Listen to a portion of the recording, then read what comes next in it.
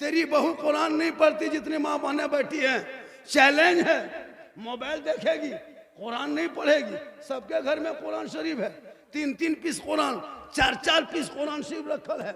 शादी में जब बहू सब उतरती है गाड़ी से, उनके आगे पीछे 1-2 औरतें भी आती है, देखिएगा कुरान शरीफ लेग उतरेगी। लेकिन खाली पूरा मोहल्ला दिखा दी कि उनकी बहू पढ़ी है कुरान शरीफ, अलमारी में सेट, हाथ में मोबाइल, पास में रिमोट, सामने LCD। एक बहू को हम पूछे भी थे कि हाँ बहू, आप लोग कुरान शरीफ लाते हैं तो पढ़ते क्यों नहीं? बल पढ़ेंगे झारखंडी बाबा, मेरी सास मरेगी तब पढ़ेंगे। अब उसकी सास मरबेन करेगी, वो पढ़ेगी। अब अगर 6 महीना 9 महीना साल भर में अगर खुदा न करे इंतकाल कर गई, अब सास के तीजम जब बहू कुरान शरीफ पढ़ती है, अब 9 महीना बाद कुरान शरीफ खोली है, 1 साल के बाद खोली है, पढ़ पाएगी?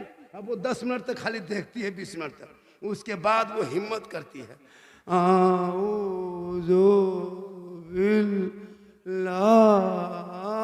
लगता पूरा खानदान मर गया। रोज पढ़ेगी तब ना।